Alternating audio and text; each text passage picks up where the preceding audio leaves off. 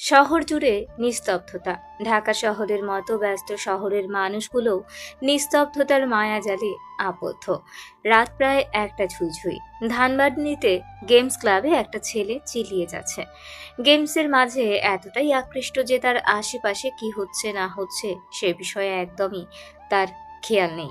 তার গেমসের ব্যাঘাত ঘটিয়ে তার ফোনে কল আসে। প্রথমবার কলটা বেজে কেটে যায়। আবারও কল দিচ্ছে, না পেরে কলটা রিসিভ করতেই আরিয়ান, তোকে নিয়ে পারি না। যত সব তোর বাপ মরে শান্তিতে আসি, তোকে আমার কাছে রেখে গেছে। আমি মরলে বুঝবি। এখনো তুই গেমস খেলাই? বাসায় গিয়ে খেয়ে নি। আজ আমার রাতের ডিউটি, কাল দেখা হবে। কথাগুলো বলে আরিয়ানের মা নাজবা বেগম কলটা কেটে দেয়। আসুন, আরিয়ান সম্পর্কে কিছু কথা বলি। এতক্ষণ যে ছেলেটা গেমস খেলায় মগ্ন ছিল তার নাম আরিয়ান মাহমুদ। ছোটবেলায় বাবা রোড অ্যাক্সিডেন্টে মারা যায়। তখন থেকেই নাজমা বেগম সংসার চালানোর জন্য একটা হাসপাতালে নার্সের চাকরি নেয়। আরিয়ান সারাদিন গেমস খেলায় মগ্ন থাকে। গেমস খেলায় নাম্বার ওয়ান। আজ পর্যন্ত তাকে কেউ হারাতে পারেনি। তার চারজন সঙ্গী আছে যাদের সাথে গেমসের দুনিয়ায় এসে পরিচিত হয়, তবে তারা একে অপরকে আজ পর্যন্ত দেখেনি। বাকি সব গল্পের সাথেই থাকুন, জানতে পারবেন। গল্পে আসা যাক। আরিয়ান গেমস খেলা শেষ করে ক্লাব থেকে বের হবে, তখনই আরিয়ানের পাশে থাকা একটা ফোন বেজে ওঠে। আরিয়ান তাকে দেখে তার সাথে বসে গেমস খেলছিল সেই মেয়েটার ফোন। সম্ভবত ভুলে ফেলে রেখে গেছে।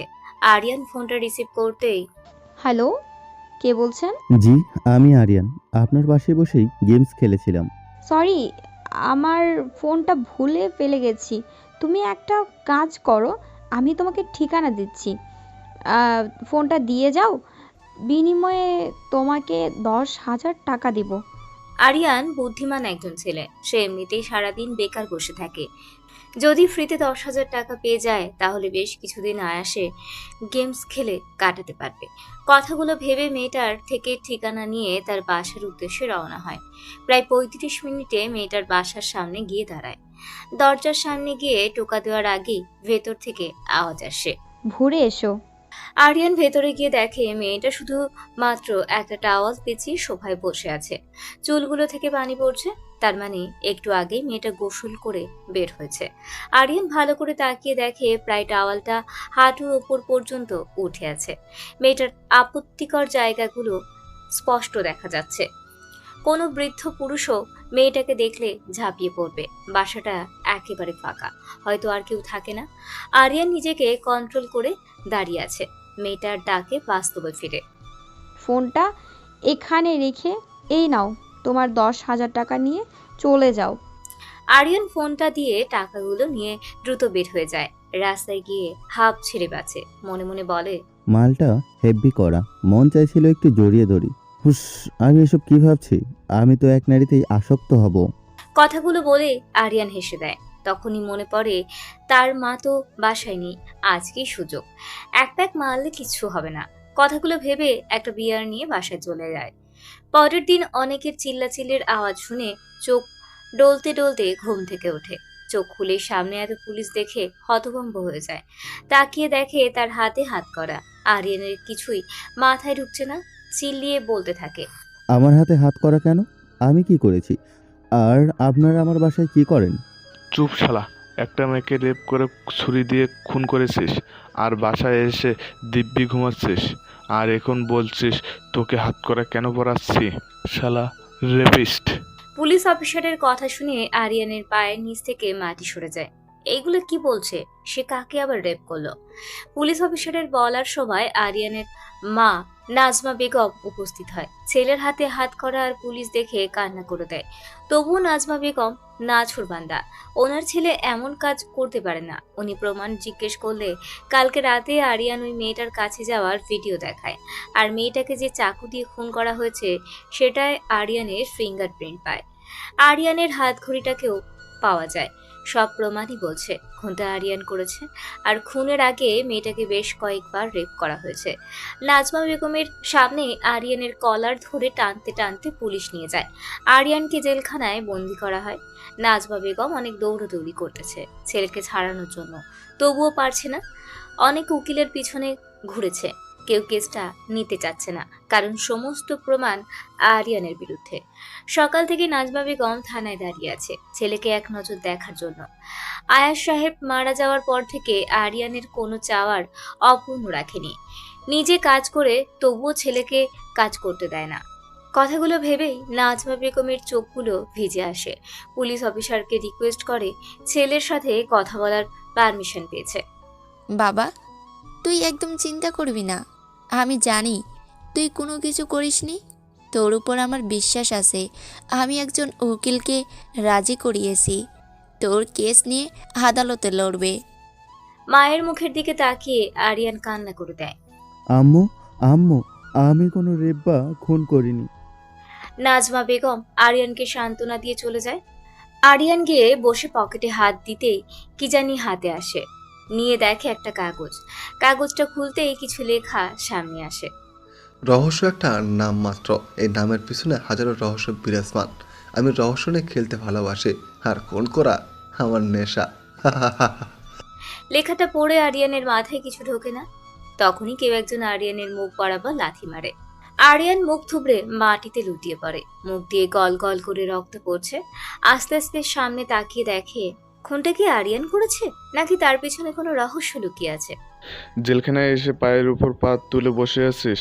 এখানের কিছু রুলস আছে, বসকে সালাম দিয়ে চলবি, না হয় মেরে পুঁতে রেখে দেবো। সালাম দে। আরিয়ান আস্তে আস্তে উঠে কোনো রকম দাঁড়িয়ে যেই লোকটা তাকে লাথি দিয়েছিল তাকে সালাম দেয়। আরিয়ানের সালাম দেওয়া দেখে তাদের মাঝে একজন লোক আরিয়ানকে সজোরে থাপ্পড় দিয়ে বলে, এবারের জন্য তোকে ছেড়ে দিয়েছি, নেক্সট টাইম বসকে দেখলেই সালাম দিবি। কথাগুলো বলে লোকটা চলে যায়। আরিয়ান ব্যথায় কুকাতে থাকে। নাক ফেটে রক্ত বের হয়ে আসছে। দ্বিতীয়বার থাপ্পড়ের কারণে ঠোঁট কেটে রক্ত বের হয়ে যায়। আরিয়ানের মাথায় আসছে না মেয়েটাকে খুনটা কে করতে পারে। সে তো ফোন দিয়ে টাকা নিয়ে চলে আসে, তাহলে মেয়েটাকে খুনটা করলো কে? আর জেলে আসার পর এই লোকগুলো তাকেই মেরেছে কেন? কিছুই মাথায় ঢুকছে না। আরিয়ান ফ্লোরে শুয়ে পড়ে, আস্তে আস্তে ঘুমিয়ে যায়। এদিকে নাজমা বেগম অনেক উকিলের কাছে দৌড়াদৌড়ি করার পরও ওনাদের হয়ে কেউ কেস লড়তে সাহস পায় না, কারণ একটাই সব প্রমাণ আরিয়ানের বিরুদ্ধে। তবে তাদের মাঝে একজন বলেছে যদি কেউ পারে তাহলে সেটা তারেক সাহেব পারবে। তারেক সাহেব হচ্ছে এখানকার সব থেকে বড় ব্যারিস্টার। নাজমা বেগম তারেক সাহেবের অফিসের সামনে অনেকক্ষণ দাঁড়িয়ে থাকে। একটু পর তারেক সাহেবের সাথে দেখা করার সুযোগ পায়। উনি সবকিছু খুলে বলার পর তারেক সাহেবও না করে দেয়। নাজমা বেগম না পেরে তারেক সাহেবের পায়ে পড়ে যায়। তারেক সাহেব সাথে সাথে উঠিয়ে বলে, কি করছেন আপনি? আমি আপনার অনেক ছোট হব, আর আপনি কি না আমার পায়ে পড়ছেন? আচ্ছা ঠিক আছে, আমি আপনার কেসটা নিব, আপনি বাসায় যান। নাজমা বেগম অনেক খুশি হয়ে যায়। উনি সিদ্ধান্ত নেয় কালকে তারেক সাহেবকে নিয়ে আরিয়ানের সাথে দেখা করতে যাবে। আরিয়ান ঘুম থেকে লাফ দিয়ে ওঠে, কারণ তার পুরো শরীর ভিজে একাকার। তাকিয়ে দেখে তাকে যারা মেরেছিল তাদের মধ্যে একজনেরই এই কাজ। আরিয়ান ছোট ছোট চোখে তাকিয়ে থাকে। তখন লোকটা বলে, তুই এখানে পড়ে পড়ে ঘুমাচ্ছিস? তোকে কি বলেছিলাম? চল বস তোকে ডাকে, না গেলে তোর কপালে শনি আছে। কথাগুলো বলে লোকটা চলে যায়। আরিয়ান ধীরে ধীরে লোকটাকে ফলো করে তার পিছু পিছু যায়। লোকটা একটা রুমের ভেতরে ঢোকে। আরিয়ান তাকে অনুসরণ করে ঢুকে পড়ে। তাদের যে বস শুয়ে আছে আর বাকিরা তার হাত পা টিপে দিচ্ছে। আরিয়ান যাওয়ার পর তাদের বস উঠে বসে আর বলে, আজ থেকে তুই আমার কাজ করবি। এদিকে গোসলখানা আছে, যা গিয়ে আমার কাপড়গুলো ধুয়ে দে। লোকটা কথাগুলো বলে তার কিছু কাপড় আরিয়ানের দিকে ফিক্কা দেয়। আরিয়ান মনে মনে ভাবে তার নিজের কাপড়গুলোও কখনো ধুয়ে দেখেনি, আর আজ জেলখানায় তাকে অন্যের কাপড় ধুয়ে দিতে হচ্ছে। আসলে ভাগ্য কাকে কোথায় নিয়ে দাঁড় করায় বলাই মুশকিল। আরিয়ান কাপড়গুলো নিয়ে খুব কষ্ট করে ধুয়ে দেয়। বাহিরে বের হতেই একজন লোক আরিয়ানকে ডাকে। আরিয়ান লোকটার কাছে যাওয়ার পর লোকটা বলে, তুমি কি নতুন এসেছো? জি। তার জন্যই হাত কাটা স্বপন তোমাকে এভাবে খাটাচ্ছে। কেউ নতুন আসলেই সে এভাবে কাজ করায়। জেলখানার সবাই তার কথায় উঠবস করে। কেউ কথা না মানলে তাদের অনেক মারধর করে। লোকটা কথাগুলো বলে চলে যায়। এদিকে আরিয়ান চিন্তায় অস্থির। সে কি আদৌ ছাড়া পাবে? তার মা কি পারবে তাকে ছাড়িয়ে নিতে? খুব কান্না পাচ্ছে তার। কেন যে 10,000 টাকা লোভ করতে গেল? কথায় আছে, লোভ মানুষকে মৃত্যুর দুয়ারে এনে দাঁড় করায়। আরিয়ানের মনে হচ্ছে তাকে তার লোভটাই মৃত্যু পর্যন্ত নিয়ে যাবে। এইভাবে দিনটা চলে যায়। নাজমা বেগম তারেক সাহেবকে নিয়ে আরিয়ানের সাথে দেখা করে, অনেক কিছু জিজ্ঞেস করে। কথা বলে নাজমা বেগম তারেক রহমান চলে যায়। এইভাবে কয়েকদিন চলে যায়। আরিয়ানের প্রতি দিন দিন নানান অজুহাতে হাত কাটা, স্বপন মারধর করে আরিয়ানের সহ্য করা ছাড়া আর কোনো কাজ নেই। প্রায় রাত 2টা ছুঁই ছুঁই একটা লোক চেয়ারে বসে অট্ট হাসিতে ফেটে পড়েছে আর বলছে, অন্যের কান্নায় এত আনন্দ পাই কেন? অন্যকে ছটপট করতে দেখে আমার আলাদা তৃপ্তি আসে কেন? পাপীরা পাপ করে আর আমি স্বয়ং পাপ। আজ তারেক সাহেব একা আসে, নাজমা বেগম আসে না। তারেক সাহেবকে একা দেখে আরিয়ান প্রশ্ন করে, আপনি একা কেন? আম্মু কোথায়? আম্মু আসেনি? আম্মু কি আমার উপরে রাগ করে আছে? আরিয়ানের কথার জবাবে তারেক সাহেব আরিয়ানকে একটা চিরকুট ধরিয়ে দেয়। আরিয়ান বাবা, আমি তোর অপদার্থ মা, তোকে আমি কিছুই দিতে পারিনি। আমি চাই না আমি বেঁচে থাকতে তোর মৃত্যু হোক, তাই আমি চলে যাচ্ছি। তুই আমাকে মাফ করে দিস। তোকে সবসময় বকাবকি করেছি, কখনো বলিনি তোকে আমি অনেক ভালোবাসি বাবা। তোর আম্মু তোকে অনেক ভালোবাসে, আমাকে মাফ করিস বাপ। লেখাটা দেখে আরিয়ান কান্না করে দিয়ে বলে, আমার আম্মু কোথায়? বিনিময় তারেক সাহেব বলে, তোমার আম্মু গলায় রশিদে আত্মহত্যা করে। আর এই নাও, এই মালটা তোমাকে দিতে বলেছিল, এটা সবসময় পড়ে থাকতে। আর তুমি অপরাধ মেনে নাও, আমি তোমার সাজা কম করে দেব। কথাগুলো বলে তারেক সাহেব চলে যায়। আরিয়ান খুব কান্না করে। তার বেঁচে থাকার সম্বল, তার মাটাও তার ভুলের জন্য আজ দুনিয়া ছেড়ে চলে গেল। নিজেকে কখনো মাফ করতে পারবে না। আরিয়ানের কান্না করার মাঝেই হাত কাটা স্বপন এসে আরিয়ানকে থাপ্পড় মেরে বলে, শালা তোকে কাজ দিয়েছিলাম, করেছিস? একেই তো নিজের মায়ের মৃত্যুর জন্য নিজেকে দোষ দিচ্ছে আর নিজেকে অপরাধী মনে করছে। সেখানে যখন স্বপন এসে আরিয়ানকে থাপ্পড় মারে, আরিয়ানের চক্ষুগুলো রক্তবর্ণ ধারণ করে। বর্ষা থেকে উঠে মুখ বরাবর সজোরে একটা পাঞ্চ মারে। আরিয়ানের পাঞ্চের কারণে হাত কাটার স্বপন 10 হাত দূরে গিয়ে পড়ে। মা বলে চিল্লিয়ে ওঠে। তার চিল্লানোর আওয়াজ শুনে তার সাথীর গুলোও আসে। আরিয়ান একে একে সব কয়টাকে শুয়ে দেয়। হুট করেই পিছন থেকে একটা ছুরি দিয়ে আরিয়ানের পিছনে বসিয়ে দেয়। আরিয়ানের পিছনে তাকিয়ে লোকটাকে সজোরে লাথি মারে। আস্তে আস্তে চোখগুলো ঝাপসা হয়ে আসে। যখন চোখ খুলে তখন নিজেকে হাসপাতালের বেডে আবিষ্কার করে। আরিয়ান সবকিছু মনে করার চেষ্টা করে। এখন আরিয়ানের কাছে সবকিছু ক্লিয়ার। আরিয়ান চিন্তা করে এমনিতেও জেলখানায় পচে মরতে হবে, তার চেয়ে বরং পালিয়ে গিয়ে খুনের রহস্য উদ্ঘাটন করাই বেটার। আর এটার সুযোগ এখান থেকে পালানোর। বাইরে গিয়ে দেখে কড়া সিকিউরিটি, তবে জানালা দিয়ে যাওয়া যাবে, কারণ সে নিচের তলায় বেডে শুয়ে আছে। রাত 2টা ছুঁই ছুঁই। আরিয়ান এখনো সজাগ। আজকে যেভাবেই হোক পালাতে হবে। আস্তে আস্তে জানালার গ্রিলগুলো খুলে যেই বের হবে তখনই একজন পুলিশ দেখে চিল্লাতে শুরু করে।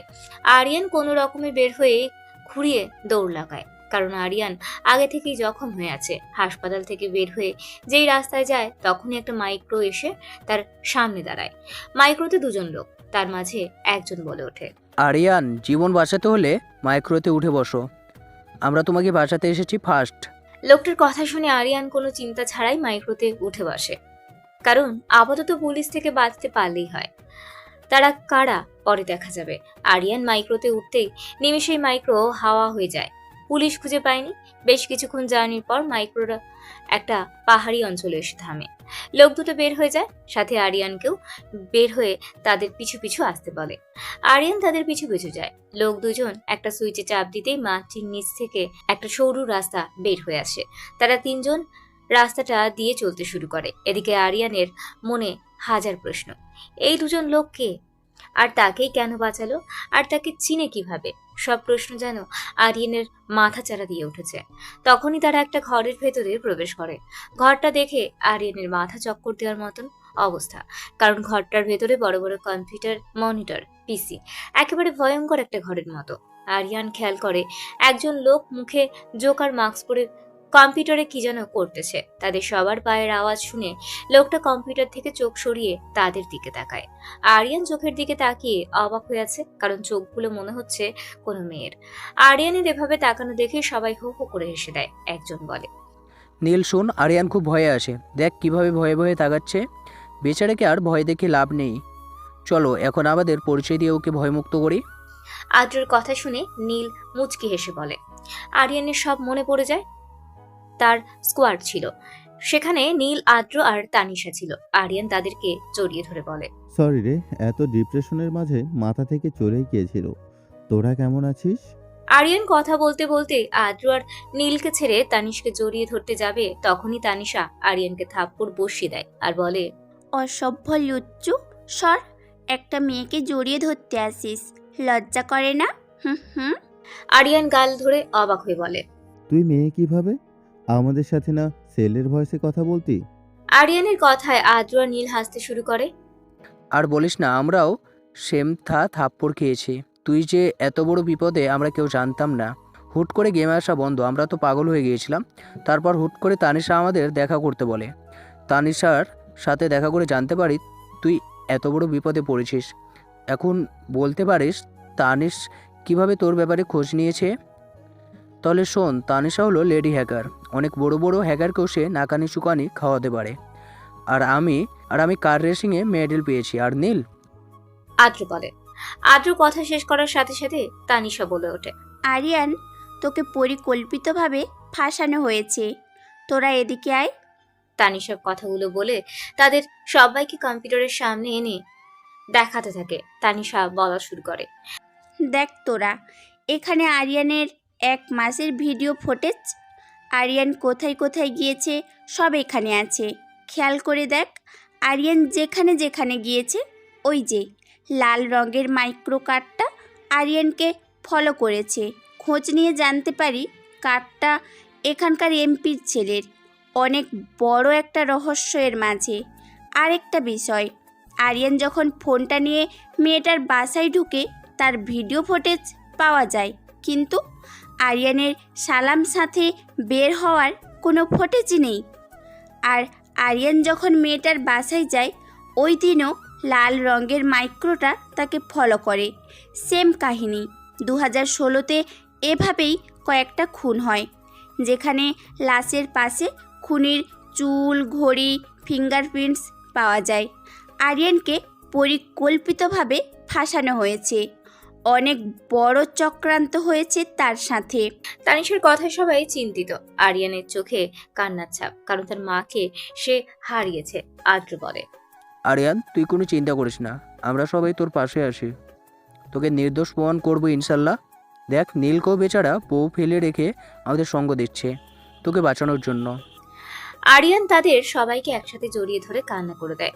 এবার আর তানিশা বাধা দেয়নি। আরিয়ান তানিশাকে বলে, তোমার কম্পিউটারটা কি আমি একটু ধরতে পারি? মানে আমার একটা জিনিস লগ ইন করবো।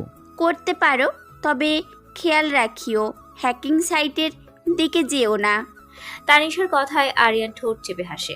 আরিয়ান লগ ইন করার পর তারা সবাই কম্পিউটারের দিকে তাকিয়ে অবাক হয়ে যায়। আদ্র, নীল, তানিশা ভয়ে 2 কদম পিছিয়ে যায়। অস্পষ্ট সুরে বলে, আর কে? আরিয়ান কেমন লগ ইন করেছে, যা দেখে লেডি হ্যাকার তানিশা সহ তারা দুজন ভয়ে পিছিয়ে যায়। আরিয়ান কি কোনো অসাধারণ কেউ? আরিয়ান কি পারবে পুলিশকে ফাঁকি দিয়ে নিজেকে নির্দোষ প্রমাণ করতে? আর কি নামটা বলে ওরা সবাই ভীত চোখে আরিয়ানের দিকে তাকায়। আরিয়ান তাদের ভীত অবস্থা দেখে হো হো করে হেসে দেয়। আর কি আর কেউ না, বাংলাদেশের সহ আরো কয়েকটা দেশে একটা সময় রাজত্ব করেছে। হ্যাকারদের মাঝে নাম্বার 1 একজন হ্যাকার। আর কে নামটা শুনলে যে কারোর প্যান্ট নষ্ট হয়ে যাওয়ার কথা। আর কে সাথে পাঙ্গা নিবে এমন কেউ জন্ম নেয়নি।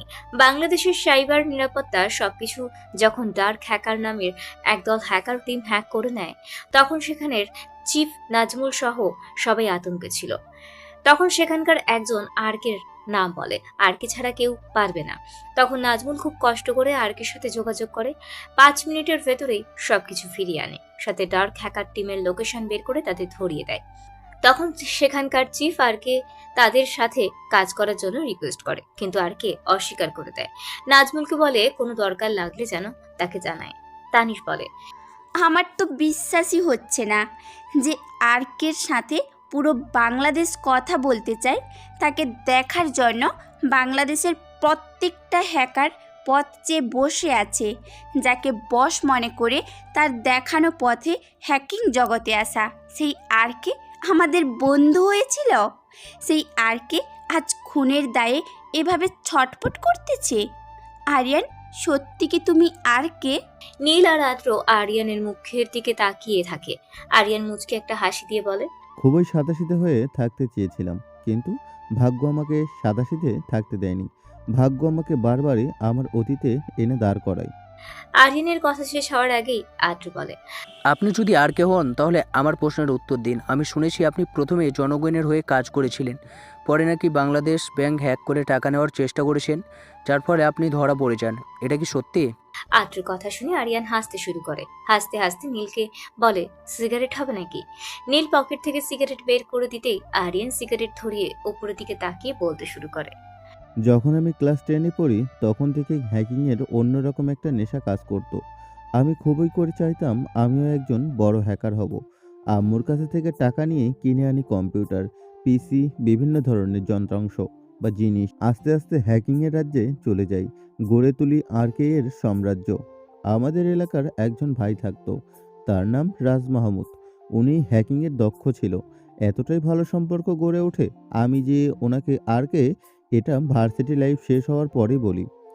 উনি আর আমি দুজনে মিলে হ্যাকিংয়ের সাহায্যে মানুষদের উপকার করতে শুরু করি, কিন্তু আমাদের পরিচয় কেউই জানতো না। কিছুদিন পর বাংলাদেশের সাইবার নিরাপত্তায় ডার্ক হ্যাকার টিম নামে হ্যাকাররা আক্রমণ করে। রাজভাইয়া সেদিন ছিল না।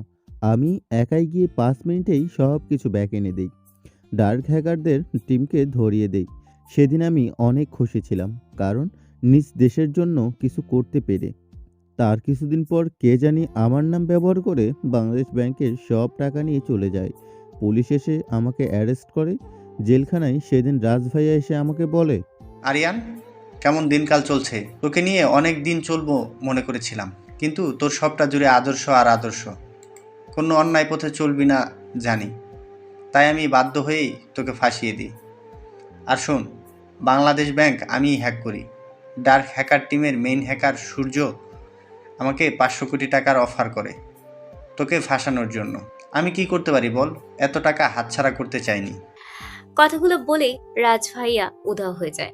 সেদিন আমি একেবারে ভেঙে যাই, কারণ যাকে সবকিছু মনে করতাম সে যখন বিশ্বাসঘাতকতা করে তখন কিছু বলার থাকে না। হুট করে মনে হয় নাজমুল ভাইয়ের কথা। অনেক কষ্ট করে ওনার সাথে যোগাযোগ করি, উনি আমাকে নির্দোষ প্রমাণ করে। সেদিনই সবকিছু ছেড়ে দিয়ে গেমস খেলায় মনোযোগ দেই, আর তোদের সাথে পরিচয় হয়। আর আর আমাকে তোরা আপনি করে বলিস না। আরিয়ানের কথায় তারা বুঝতে পারে আরিয়ান তার জীবনে অনেক বিশ্বাসঘাতকতার শিকার হয়েছে। নীল আরিয়ানের কাছে জিজ্ঞেস করে, আচ্ছা সবাই বুঝলাম, তাহলে তোর রাস মাহমুদ ভাইয়া কোথায়? মানে ওনাকে ধরতে পারিসনি? ধরতে চাইলেই কবেই ধরে ফেলতে পারতাম। ওনাকে ধরতে চাইনি, কারণ যে বিশ্বাস নিয়ে খেলে তাকে কিছু বলারই নেই। আপন হয়ে যে পিছনে ছুরি বসিয়ে দেয় তাদের দিকে ফ্যাল করে তাকানো ছাড়া কিছুই করার থাকে না। আর উনি ওই দিনই দেশ ছেড়ে মালয়েশিয়া চলে যায়। আচ্ছা, তোকে কি আমরা আর কে বলবো নাকি আরিয়ান বলবো, কোনটা? হুম হুম। তানিশের কথায় সবাই হেসে দেয়। তখন আরিয়ান বলে, আর কে হতে চায় না, তবে হওয়ার কারণ হলো কিছু ইনফরমেশনের দরকার, সেগুলো এখান থেকে পাওয়া যাবে। আর কিছু পরিচিত মানুষ আছে, আর নাজমুল ভাইয়ের কাছ থেকে সাহায্য পাওয়া যাবে। কথাগুলো বলে আরিয়ান নাজমুলকে একটা জিনিস ইমেল করে। একটু পর রিপ্লাই আসে। নীল আরিয়ানকে প্রশ্ন করে, কি ইমেল করছিস আমাদেরকে একটু বল।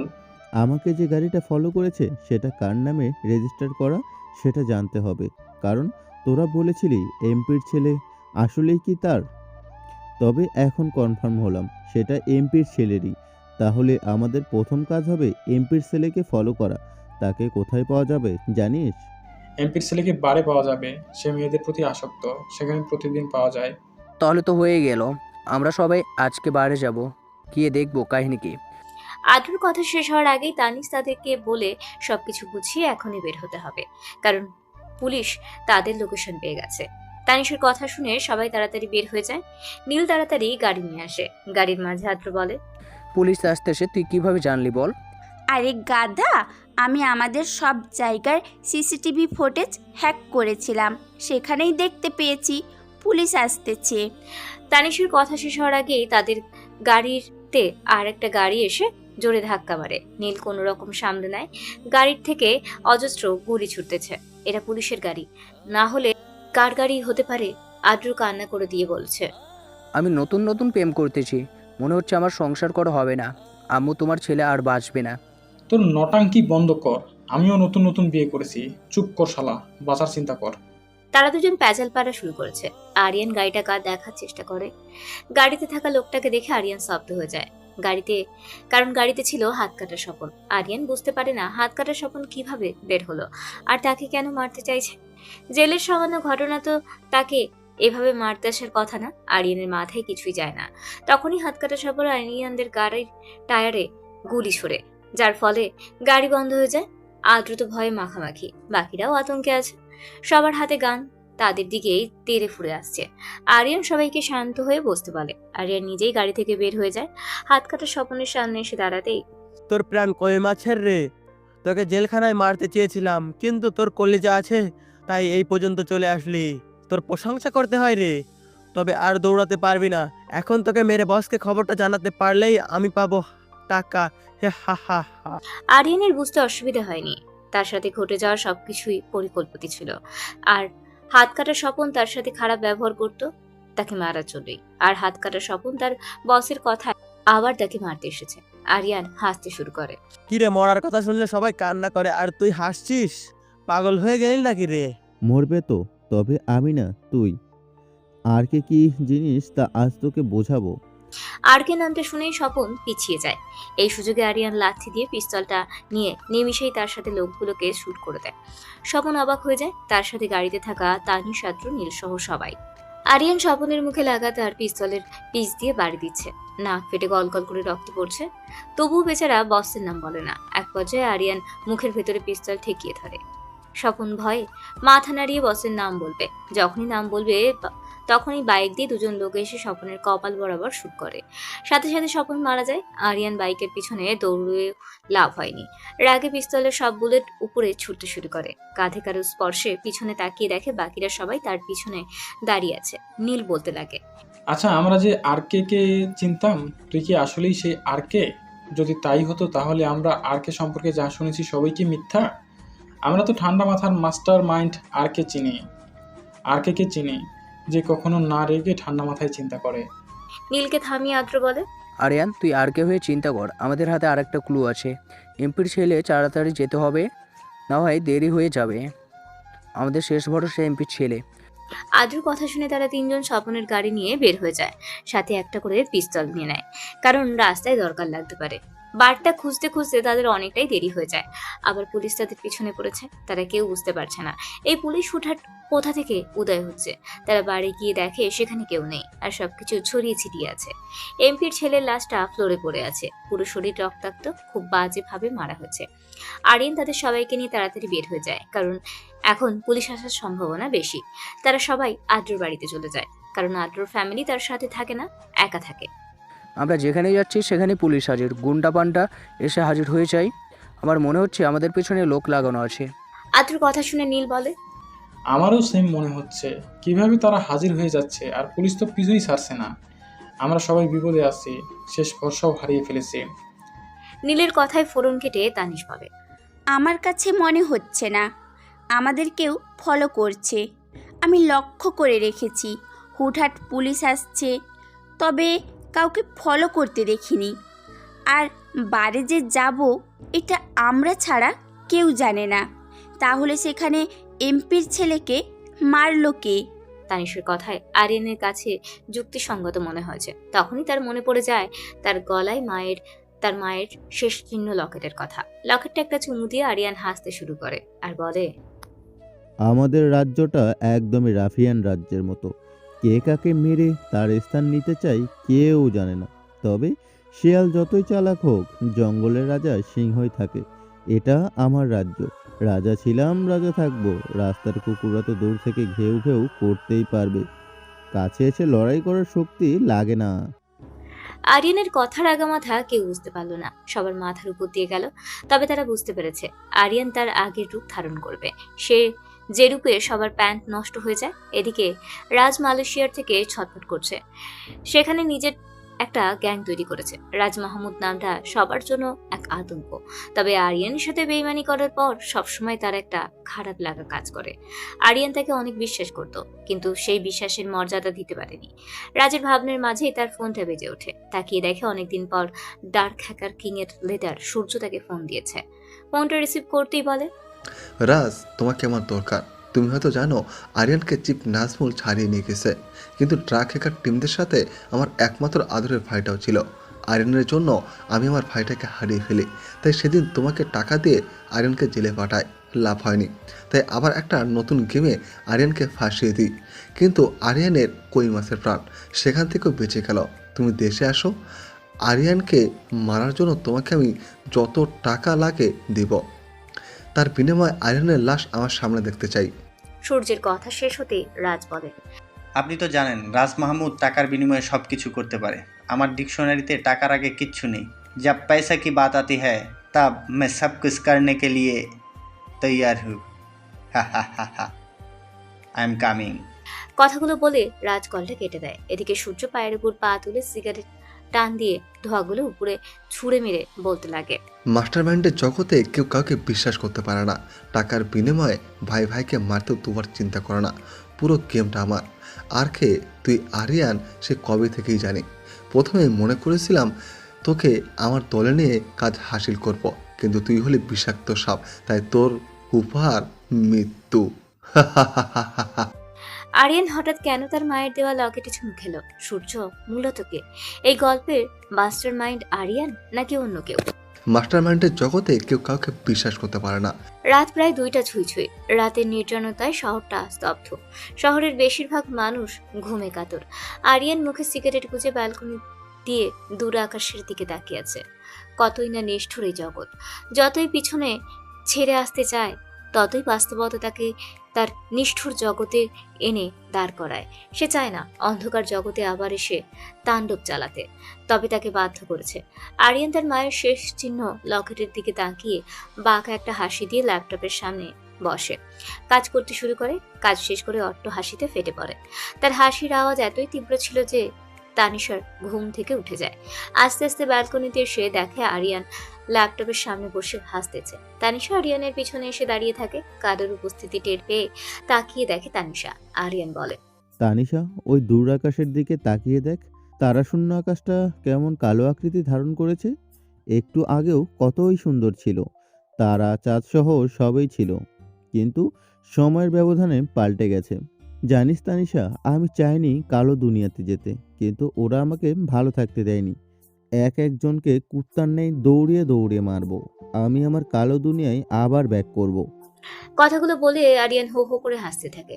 তানিশা আরিয়ানের পাশে জায়গা করে বসে আরিয়ানের কাঁধে হাত দিয়ে বলতে শুরু করে, আরিয়ান, তুই একটা জিনিস সব সময় মনে রাখবি, তুই সাধারণ কেউ না, তুই সাধারণের মাঝে অসাধারণ একজন।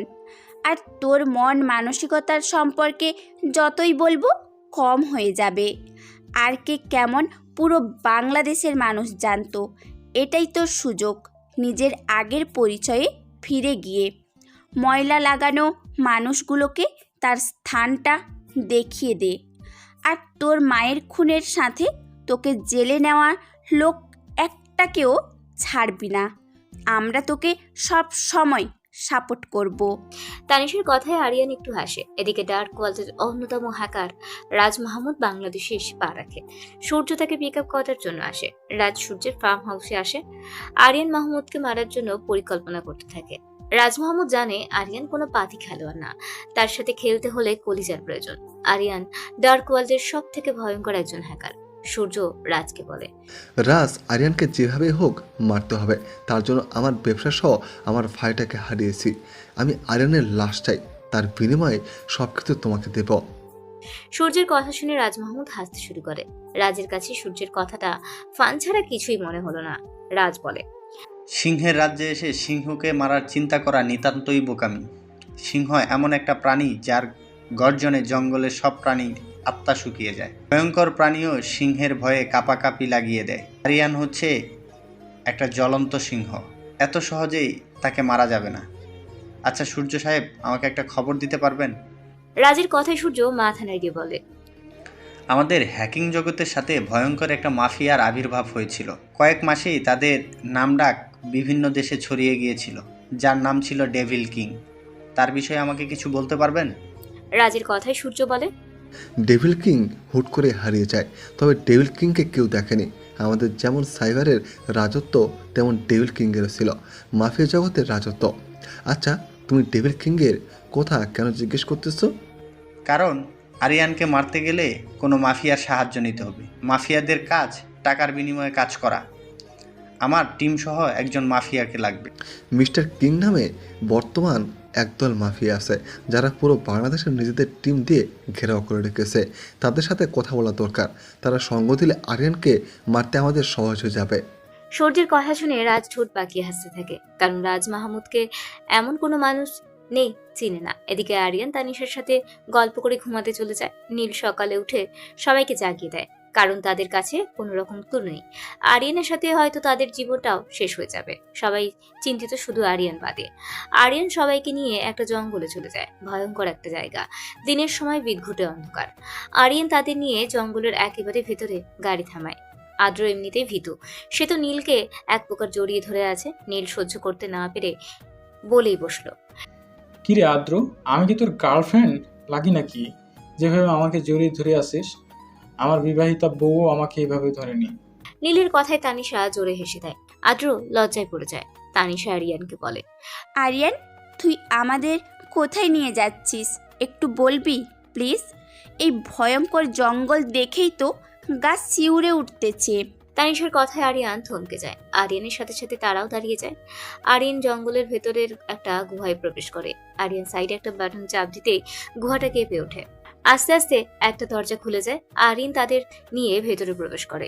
সবাই আরিয়ানের এই সিক্রেট রুমটা দেখে ভয় পেয়ে যায়, কারণ এই রুমটা দেখে সবাই বলবে এটা ভয়ঙ্কর কারো রুম। আরিয়ান কম্পিউটারের সামনে বসে হাসতে থাকে। আরিয়ানের হাসির আওয়াজ শুনে বাকিদের মাথায় কিছুই যায় না। তানিশা বলে, তুই এভাবে হাসছিস কেন? হুম, মাঝে মাঝে তোর যে কি হয়ে যায় বুঝি না বাপু। রাজ্যটা আমার, আমি আমার রাজ্যের রাজা। আমাকে মারার জন্য নতুন একটা ফন্ডি আঁটতে ব্যস্ত কাক শেয়ালের দল। রাজ বাংলাদেশে এসেছে, মনে করেছে তাকে ছেড়ে দিব, কিন্তু রাজের কপালে ছাড় নেই। তাই আবার আমার রাজ্যে এসে আমাকে মারার ফন্দি আঁটতে ব্যস্ত হয়ে পড়েছে সে। তোমাদের এখানে আনা এই রুমটার পাওয়ার বাটনে আমার ফিঙ্গারপ্রিন্টস দেওয়া আছে। আমার হাত ছাড়া কেউই খুলতে পারবে না, তাই এটা নিরাপদ জায়গা। আমার মাস্টার মাইন্ড স্টাইল দেওয়ার পালা। হা হা হা। বেশ অনেকদিন চলে যায়। এমআর এর লোকেরা আরিয়ানকে পাগলের ন্যায় খুঁজে চলেছে। রাজ আর সূর্য তাদের ফার্ম হাউসে বসে সিগারেটের ধোঁয়া উড়াচ্ছে। রাজ বলে, আরিয়ান হয়তো গা ঢাকা দিয়েছে, তাকে খুঁজে পাচ্ছি না। একদিকে পুলিশ, অন্যদিকে মাফিয়ার লোক, শালা বেঁচে যাবে কিভাবে? রাজের কথায় সূর্য হাসতে থাকে। হাসতে হাসতে রাজকে বলে, রাজ, ঢাকা সিটিতে 105 নম্বর বাড়িতে তোমার লোক পাঠাও। আরিয়ানকে সেখানে পাবে, কোনোভাবে যেন বাঁচতে না পারে।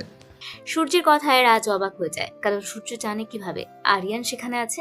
রাজ প্রশ্ন করতে যাবে, তখনই সূর্য বলে, কিছু কিছু জিনিস অজানা ভালো, থাক না অজানা হয়ে। তোমার লোক পাঠাও, আরিয়ানকে যেন সেখানে শ্যুট করে দেয়।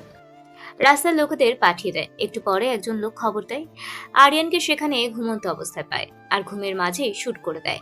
কথাগুলো শুনে তাদের কারোরই বিশ্বাস হয় না, কারণ তারা দুজনেই আরিয়ানকে সচক্ষে দেখার জন্য চলে যায়। তারা গিয়ে বিস্ময়ভাবে তাকিয়ে থাকে, কারণ তাদের সামনে আরিয়ানের লাশ। দুজনে খুশি, কারণ মাস্টার মাইন্ড জগতের থেকে আরিয়ানকে সরিয়ে দিয়েছে। সকালবেলায় নীল, আদ্র, তানিশা ঘুম থেকে উঠে সেখানে টিভিটা অন করতে নিউজে দেখতে পায় আরিয়ানের মৃত্যুর খবর। তারা আরিয়ানকে খুঁজতে শুরু করে। তখনই তাদের সামনে একটা খাম দেখতে পায়, সেখানে লেখা, তোরা আমাকে মাফ করে দিস রে। আমি আমার জন্য তোদের ভবিষ্যৎ, তোদের জীবন নষ্ট করতে পারবো না। আর শোন, ভেতরে থেকেও দরজাটা খোলা যায়। তোরা তোদের জায়গায় চলে যাস, বেঁচে থাকলে আবারও দেখা হবে।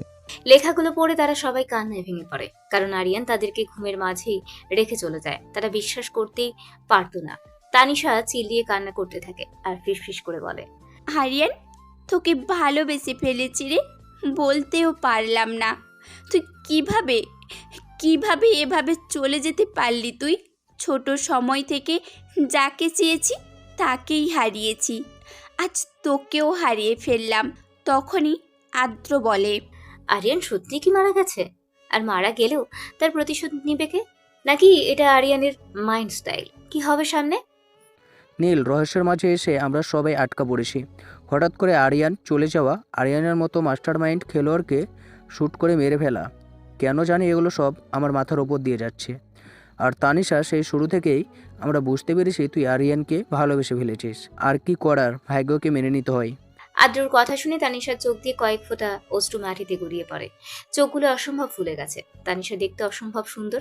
কান্নার কারণে পুরো মুখ, নাক লাল হয়ে গেছে। পরক্ষণেই রাগের আভা চোখে মুখে ফুটে ওঠে। তানিশা বলে, আরিয়ানকে যারা মেরেছে তাদের সব কয়টাকে কুত্তার মতো দৌড়ে দৌড়ে মারবো। আজ থেকে শুরু হবে সাইবার আক্রমণ। কাউকে শান্তিতে থাকতে দিব না।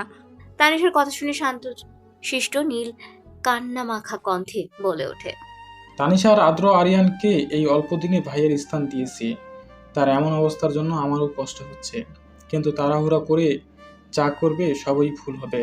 তাই শান্ত হয়ে মাস্টার প্ল্যানিং করতে হবে, কারণ আরিয়ান কোনো সাধারণ কেউ না। আরিয়ান হচ্ছে মাস্টার মাইন্ড জগতের কিং আরকে। তাকে সাধারণ কারো পক্ষে মারা সম্ভব না। নীলের কথায় তারা দুজন কিছুটা বুঝতে পারে। তাড়াহুড়ো করে কোনো কিছু করা যাবে না। তারা তিনজন ভয়ঙ্কর এই জঙ্গল থেকে বের হয়ে যায়। এইভাবে বেশ কিছুদিন চলে যায়।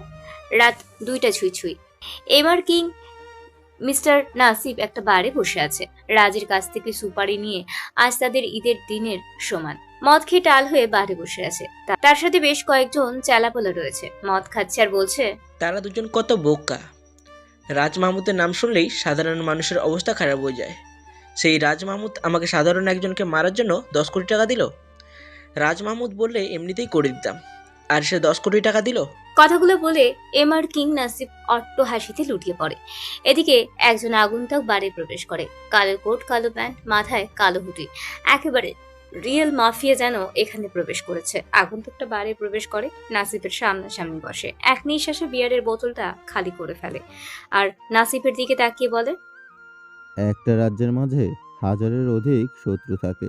রাজাকে সিংহাসন থেকে নামানোর জন্য হাজারো মানুষ প্রচেষ্টা করে, তবুও কিন্তু রাজা অনায়াসেই তার রাজ্য পরিচালনা করে যায়। কারণ কাক শিয়ালকে দেখে সিংহ ভয় পায় না। তোরা আগুনে হাত দিয়ে ফেলেছিস, তোদের মৃত্যুটা খুবই ভয়ানক হবে। সাধারণ কেউ দেখলে তাদের প্যান্ট নষ্ট হয়ে যাবে। উপরে ভালো থাকিস। আগন্তুকটা কথাগুলো বলে কোমর থেকে লম্বা একটা তলোয়ার বের করে। তাদের কথা বলার সুযোগ না দিয়ে একের পর এক কোপাতে শুরু করে। কারোর হাত তো কারোর মাথা। কয়েক মিনিটেই পুরোটা বার যেন শ্মশানে পরিণত হয়। সবার রক্তেও যেন নদী স্রোতে বইয়ের ন্যায় বয়ে যাচ্ছে। আগন্তুকের সমস্ত শরীর রক্তে মাখামাখি হয়ে যাচ্ছে। শুধু লাল আভার ন্যায় চোখগুলো দেখা যাচ্ছে। সবাইকে শুয়ে মুখ দিয়ে সিগারেটের উচ্চারণ করতেই বার থেকে একজন কর্মচারী দৌড়ে সিগারেট দিয়ে যায়। আগন্তুকটা ঠোঁটের কোণে সিগারেটটা লাগিয়ে হাসতে শুরু করে। ধোঁয়াগুলো উপরের দিকে ছেড়ে দেয়। বসা থেকে উঠে বার থেকে বের হয়ে অন্ধকারে মিলিয়ে যায়। সকালবেলা নিউজের হেডলাইন হয়, পাহাড়ি অঞ্চলে একটা বারে এমআর কিং নাসিব সহ যারা বারে ছিল প্রত্যেককে কুপিয়ে মারা হয়েছে। এমন খুন আর কেউ কখনো, হাত পা মাথা কারোর জায়গায় নেই। কারোর হাত আছে তো কারোর মাথা নেই, পা আছে তো হাত নেই। সব থেকে বড় ব্যাপার হলো লাশের পাশে বড় বড় করে লেখা, ডেভিল কিং ইজ ব্যাক। সকালবেলা নিউজটা দেখে রাজ সহ সূর্যের হাত থেকে রিমোটটা পড়ে যায়।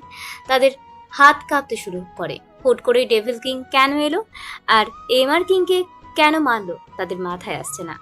তারপর সূর্যের ফোনে ব্যাংকের ম্যানেজার কল দিয়ে বলে, স্যার, আপনার অ্যাকাউন্টে সব টাকা কে জানি হ্যাক করে নিয়েছে। আমাদের কিছুই মাথায় যাচ্ছে না। এত টাইট সিকিউরিটি থাকার সত্ত্বেও কিভাবে হ্যাক করছে। ম্যানেজারের কথাগুলো শুনে সূর্যের হাত থেকে ফোনটা পড়ে যায়। পাশে থাকা রাজ গম্ভীর হয়ে সূর্যের দিকে তাকিয়ে আছে। রাজ বলার আগেই সূর্য বলে, রাজ, আমার ব্যাংকের সকল টাকা কে জানি হ্যাক করে নিয়েছে। ব্যাংক থেকে টাকা হ্যাক করাটা কোনো চারটেখানি কথা না, বড় ধরনের কারো হাত আছে। কি করবো বুঝতে পারছি না। সূর্যের কথাগুলো শুনে রাজ হাসতে শুরু করে। হাসতে হাসতে বলে, সূর্য, মাস্টার মাইন্ড জগতে টিকে থাকতে হলে সবসময় মাস্টার প্ল্যানিং করে চলতে হয়। আমাদের রাজ্যটায় একটা কথার প্রচলন আছে, শেষ নিঃশ্বাস পর্যন্ত তোকে লড়তে হবে। যদি লড়তে না পারিস তাহলে রাস্তায় থাকা নেরো কুকুরগুলো ছিঁড়ে খুঁড়ে খাবে। কতজনকে মেরেই এই পর্যন্ত এসেছিস, তোকেও তো কেউ না কেউ মারতে আসবে। তবে আরিয়ানকে তো উপরে পাঠিয়ে দিস, চিল থাক। নতুন শত্রুকেও তাড়াতাড়ি ধরবো। তবে খোঁজ লাগা ডেভিল কিং আবার ব্যাক করলো কেন? রাজের কথাগুলো শুনে সূর্য একটু ভাবুক হয়ে পড়ে। রাজকে যতটা ভোলা ভালা মনে করেছে, রাজ আসলে প্রকৃত একজন মাস্টার প্লেয়ার। তাকেও মাথা ঠান্ডা করে মাস্টার প্ল্যানিং করতে হবে। এদিকে বাংলাদেশের সাইবার টিম বের করতে পেরেছে, ব্যাংক থেকে লেডি কুইন নামে একজন মেয়ে হ্যাকার ব্যাংক থেকে টাকাগুলো নিয়েছে। এই নিউজটা পুরো বাংলাদেশে ছড়িয়ে যায়। অস্পষ্ট আগন্তুকটা টিভির সামনে বসা ছিল। নিউজটা দেখে মুখে অল্প হাসি ফুটে ওঠে, মুখ দিয়ে অস্পষ্ট সুরে বের হয়ে আসে, আপনারা হয়তো ভাবছেন আগন্তুকটা আবার কে, তাহলেই শুনুন। হুট করে হারিয়ে যাওয়া ডেভিল কিং হলো আগন্তুক ব্যক্তি। এদিকে একের পর এক খুন হতে শুরু করে। প্রত্যেকটা লাশের পাশে ডেভিল কিং ইজ ব্যাক লেখা, আর সেটা তাজা রক্ত দিয়ে। সূর্যের মতো হ্যাকাররাও ভয়ে আতঙ্ক ছিল। বেশ কয়েকদিন আগে তার এক বিশ্বস্ত লোককে মেরে তার লাশের পাশে লেখা ছিল, চোখে দেখে এমন মানুষগুলো অতি অন্ধকারেই ভয়ে আটকে ওঠে, কিন্তু সেই অন্ধকারেই চোখে না দেখা মানুষগুলো দিব্যি হাসি মুখে রেখা ফুটিয়ে তুলতে পারে। আমি সেই অন্ধকার রাজ্যের রাজা। তোরা হ্যাকিং শিখে নিজেদের পাওয়ারফুল মনে করিস? তোদের মৃত্যুটা খুবই ভয়ঙ্কর হবে। হা হা হা। এই লেখাটা দেখার পর থেকে সূর্যের রাতের ঘুম হারাম হয়ে গেছে। হুট করে ডেভিল কিং এর আগমন, তাদের হুমকি, আর কেনই বা তাদের এইভাবে হুমকি দিচ্ছে কিছুই মাথায় যাচ্ছে না। তবে খুবই সতর্ক তারা। সোফায় বসে আছে রাজ আর সূর্য। সূর্যকে এভাবে গভীর চিন্তায় দেখে রাজ হাসতে হাসতে বলে, সূর্য সাহেব, একটা কথা জানেন তো, টান টানলে মাথা সুরসুর করে বেরিয়ে আসে। ডেভিল কিং কতটা ভয়ঙ্কর তা আমাদের দেখার দরকার নেই, তবে ডেভিল কিংয়ের দুর্বলতা কি তা জানতে হবে। প্রত্যেকটা মানুষের একটা দুর্বলতা থাকে। রাজ কথাগুলো বলে সিগারেট ধরিয়ে হাসতে থাকে। রাজের কথাগুলো শুনে সূর্য ভাবনা জগৎ থেকে বের হয়। রাজ ঠিকই বলেছে, প্রত্যেক মানুষের একটা করে দুর্বলতা থাকে। ডেভিল কিং এর হয়তো কোনো দুর্বলতা আছে। এদিকে রাজ সিগারেট টানতে টানতে সামনে ল্যাপটপ নিয়ে কাজ করতে করতে বলে, কথা ছিল আরিয়ানকে মেরেই আমি আমার বিস্তার করা রাজ্যে চলে যাব, কিন্তু এবার বিষয়টা ব্যতিক্রম হলো। ডেভিল কিংকে মেরে তারপরে বাংলাদেশ থেকে বের হব। সে যদি ডেভিল কিং হয় তাহলে আমি সূর্য রাজের দিকে গভীরভাবে তাকিয়ে আছে। রাজ হাসতে হাসতে সূর্যের দিকে ভ্রু কুঁচকিয়ে বলে, আচ্ছা সূর্য সাহেব, রাশিয়ান দ্য কিং মাফিয়ার নাম শুনেছেন? রাজের কথায় সূর্য অবাক হয়ে যায়। সূর্য বুঝতে পারে রাজ কোনো সাধারণ খেলোয়াড় না, মাস্টার মাইন্ড জগতের নিখুঁত একজন খেলোয়াড়। সূর্য অবাক হয়ে বলে, রাশিয়ান দ্য কিং মালয়েশিয়ার একজন বড় মাফিয়া টিম, যারা মালয়েশিয়ার সব কিছু নিজের দখলে নিয়ে গেছে। তা হঠাৎ রাশিয়ান দ্য কিং ওনার কথা জিজ্ঞেস করার কারণ? ওই রাশিয়ান দ্য কিং আর কেউ নয়, স্বয়ং আমি। রাজের কথা শুনে সূর্য অবাক হয়ে যায়। একের পর এক শক খেয়ে যাচ্ছে। তবে সূর্য বেশ খুশি। রাজ আর ডেভিল কিং এর মাঝে লড়াই করে যে বেঁচে থাকবে তাকেই সে মেরে সবকিছু নিজের পরিচালনা করবে। এদিকে সাইকো কুইন 10 জন বিখ্যাত হ্যাকারকে ভাড়া করে এনে সূর্যের সব টাকা হ্যাক করে আর সবার মাঝে ছড়িয়ে দেয়। এটা সাইকো কুইন নামের একজনের কাজ। সাইকো কুইন সিদ্ধান্ত নেয় এবারে রাজের বিষয়ে তথ্য বের করবে। তবে হ্যাকারদের বলে দেয় রাজের ওয়েবসাইট হ্যাক করার জন্য। টিমের সবাই লেগে যায় সাইকো কুইনের কথা মতো। একটু পর ডেনিফ নামে একজন রাশিয়ান হ্যাকার সবাই সাইকো কুইনের উদ্দেশ্য বলে, ম্যাম, ওনার ওয়েবসাইট হ্যাক করা আমাদের জন্য অসম্ভব। উনি অনেক বড় একজন হ্যাকার। ওনার সব সিস্টেম এমনভাবে সিকিউরিটি দেওয়া হয়েছে, সে হ্যাক করার চেষ্টা করবে, উল্টো তার সব কিছু হ্যাক হয়ে যাবে। ডেনিফের কথা সাইকো কুইন চিন্তা পড়ে যায়।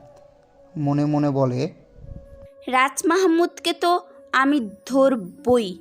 সে আমার থেকে আমার ভালোবাসাকে ছিনিয়ে নিয়েছে। রাজ মাহমুদের ধ্বংসের কারণটা যে আমিই হব।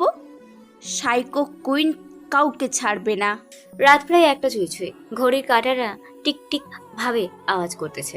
ডেভিল কিং চেয়ারে বসে সিগারেটের ধোঁয়া ওড়াচ্ছে। মাস্টারমাইন্ড জগতের একজন অংশ ডেভিল কিং।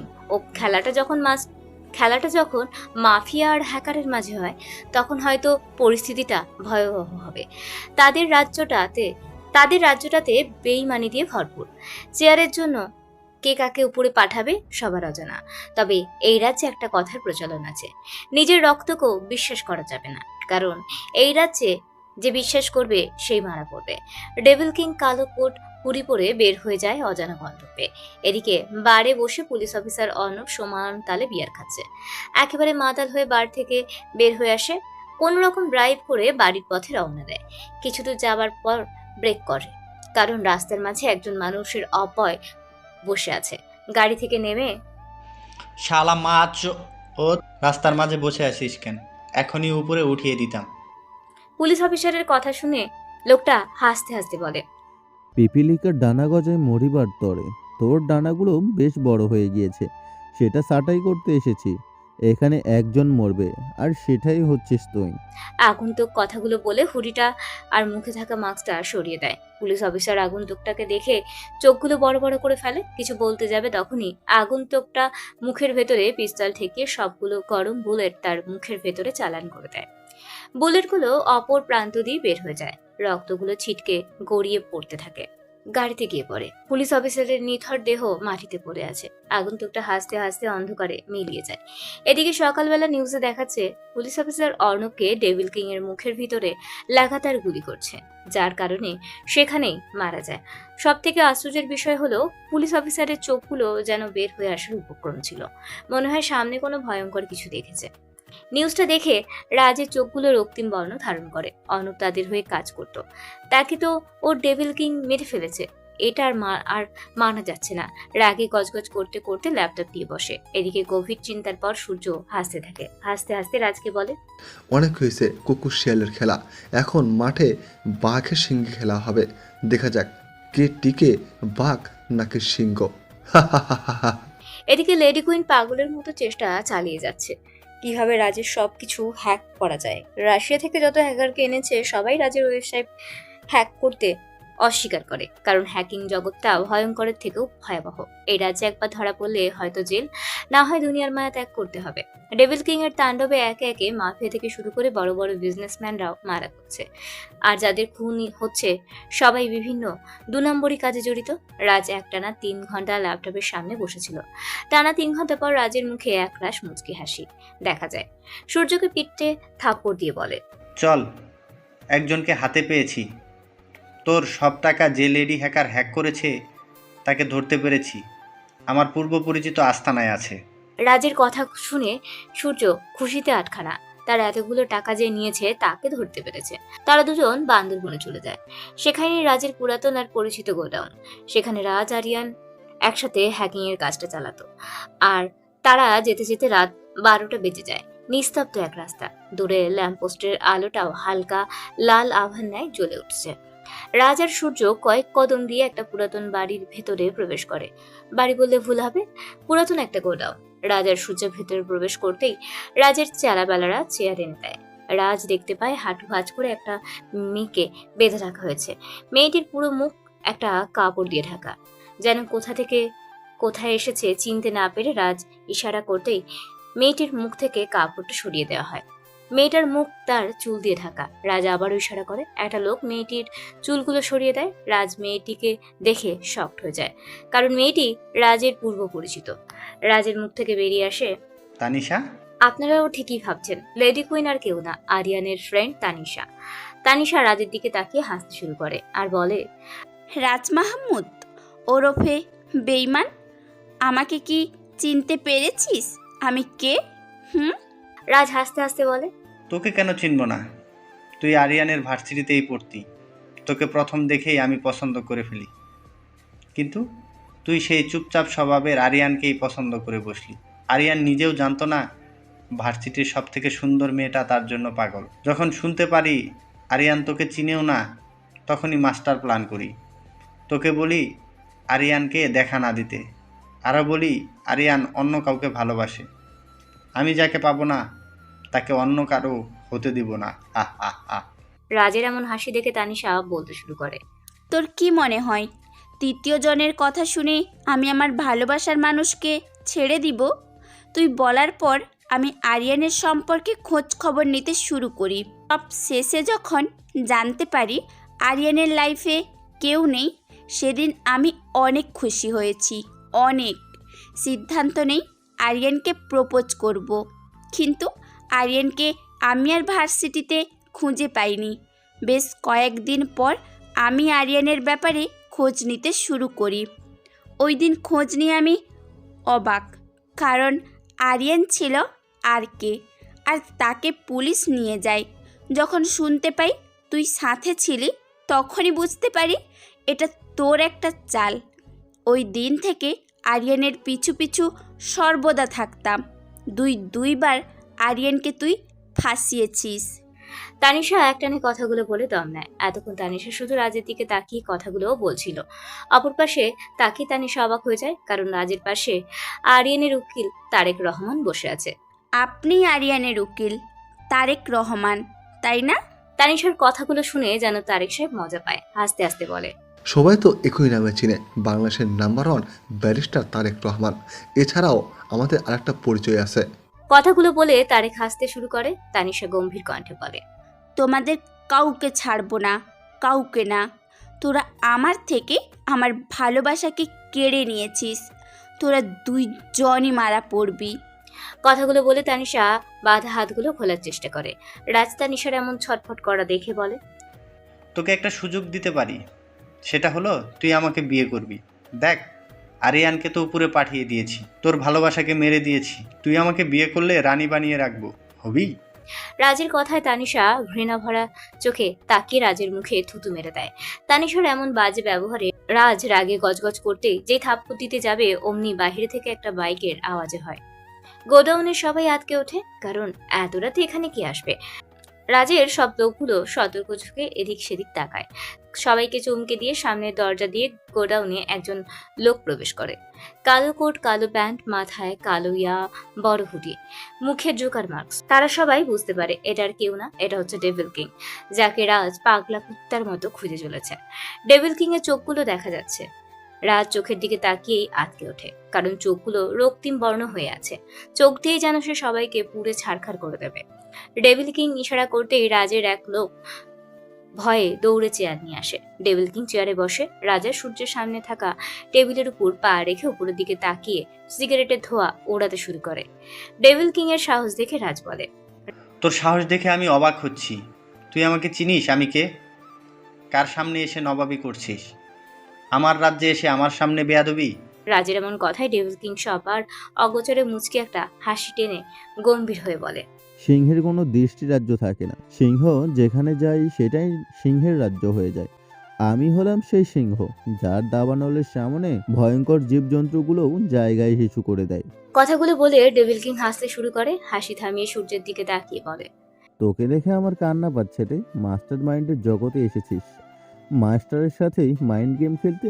তোর মতো চুনোপুটি তো মাস্টার মাইন্ড জগতের চাকর হওয়ার যোগ্য রাখে না। সমাজের কাছে তুই একজন দক্ষ, দানশীল, নম্র ভদ্রলোক, নাম্বার 1 ব্যারিস্টার তারেক। সেই তুই অন্ধকার রাজ্যের ডার্ক হ্যাকারের টিমের প্রধান, হ্যাকার সূর্য। হা হা হা। ডেভিল কিং এর কথাগুলো শুনে সূর্য ধোয়া হয়ে যায়। ডেভিল কিংকে তারা হালকা ভাবে নিয়েছিল, আর এখন দেখা যাচ্ছে ডেভিল কিং এর মাস্টার মাইন্ডের সম্পর্কে তাদের ধারণাটাই ভুল। রাজ বলে, সরি, এত পক পক করে লাভ নেই। তুই তোর মুখ দেখাতে ভয় পাস নাকি? মুখ দেখা, আমরাও তোকে দেখি। মুখ দেখলে ভয় পাবি না তো? তোদের যে অবস্থা, কিভাবে যে এই জগতে আসলি উপরওয়ালাই জানে। ডেভিল কিং কথাগুলো বলে হাসতে থাকে। যদি সত্যিকারের অর্থে পুরুষ হোস তাহলে মুখ দেখা। রাজের কথায় ডেভিল কিং আস্তে আস্তে তার মুখ থেকে জোকারের মাস্কটা খুলে লাল লাইটের আলোতে ডেভিল কিং এর মুখটা পরিষ্কার দেখা যাচ্ছিল। সূর্য ভয়ে চেয়ার থেকে পড়ে যায়। রাজ এক ধ্যানে তাকিয়ে আছে। ডেভিল কিংকে দেখে তানিশার মুখে এক তৃপ্তির হাসি ফুটে ওঠে। তানিশা বলে, সিংহ তার রাজ্যে এসে পড়েছে, প্রত্যেকটা খাকশিয়ালকে দৌড়ে দৌড়ে মারবে। কথাগুলো বলে তানিশা হাসতে শুরু করে। ডেভিল কিং উপরের দিকে তাকিয়ে সিগারেট টেনে যাচ্ছে। সূর্য মাটি থেকে উঠে ভয়ার্ত কণ্ঠে বলে, আরিয়ান, তুই এখনো বেঁচে আছিস কিভাবে? ওই দিন না নিজের চোখে দেখেছি মরে পড়ে আসিস, কিভাবে সম্ভব? সূর্যের কথায় আরিয়ান হাসতে শুরু করে। আপনারাও ঠিকই ভাবছেন, ডেভিল কিং আর কেউ না, আমাদের আরিয়ান। হাসতে হাসতে বলতে লাগে, তোদের একটা গল্প বলি। কখনো শুনেছিস সিংহের রাজ্যে সিংহকেই মেরে ফেলতে? তোরা তো মাস্টার মাইন্ড নামে কলঙ্ক। আচ্ছা শোন তাহলে। যখন হাসপাতাল থেকে আমাকে তানিশারা নিয়ে যায় সবাই ঠিক ছিল, কিন্তু পুলিশ গুন্ডাপান্ডা সবাই আমাদের লোকেশন পেয়ে যাচ্ছিল। বিষয়টা প্রথমে স্বাভাবিক মনে হলেও পরে অস্বাভাবিক লাগতে শুরু করে। তখনই আমার খেয়াল হয় তুই তারেক আমাকে আমার মায়ের শেষ চিহ্ন লকেটটা দিয়েছিলি আর বলেছিলি আমি যেন সবসময় নিজের কাছেই ডাকি। বিষয়টা আমার খটকা লাগলো। তাই সবাই যখন ক্লান্ত হয়ে ঘুমিয়ে যায় তখনই আমি চেক করে শিওর হই এখানে লোকেশন ট্র্যাকার লাগানো। তোদের নিয়ে খেলতে মন চাইলো। আদ্র, নীল, তানিশাকে রাতে এমন সিক্রেট জায়গায় রেখে আসি, সেই লকারের সাহায্যে গেমটা জমিয়ে তুলি। তোরা আমার জায়গায় আর কাউকে মারিসনি, ডার্ক হ্যাকার টিমের তুর্যকে মেরেছিস। আরিয়ানের কথায় সূর্য চিল্লিয়ে ওঠে, কারণ তুর্য ছাড়া আর কেউ না।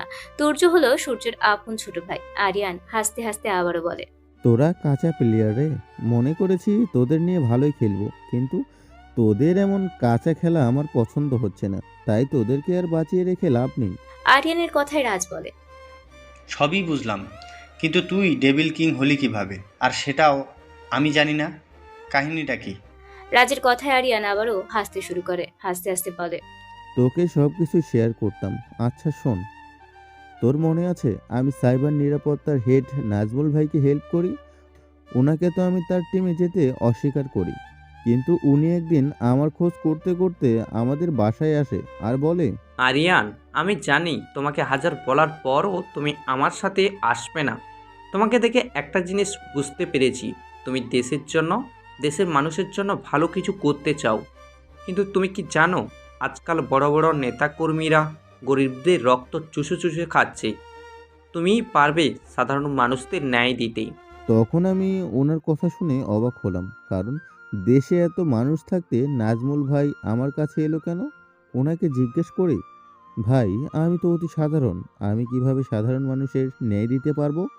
তুমিই পারবে।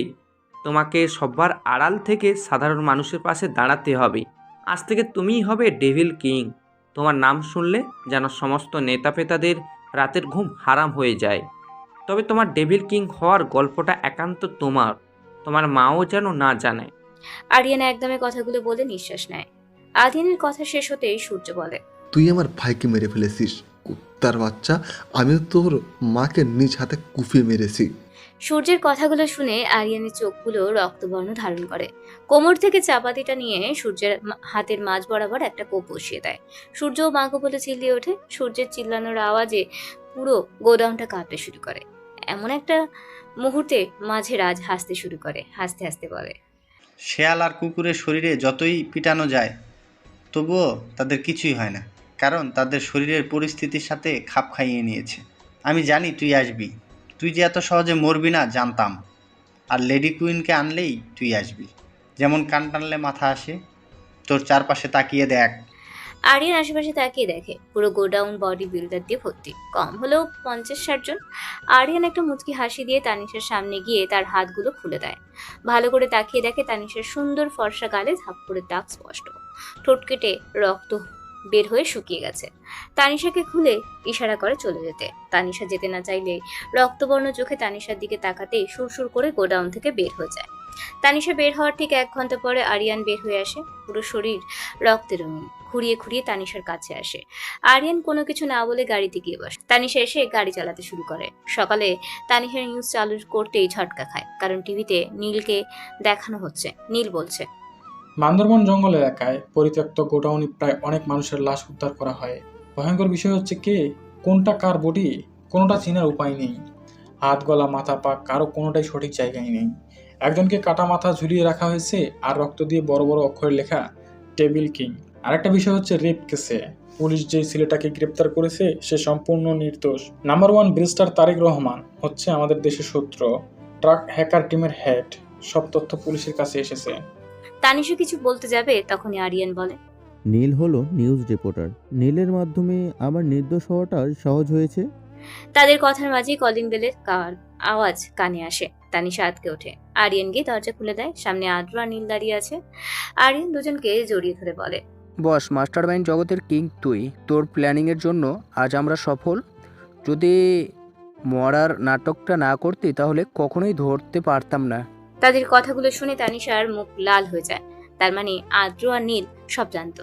তানিশার এমন রাগান্বিত চেহারা দেখে তারা তিনজন দৌড়ে পালায়।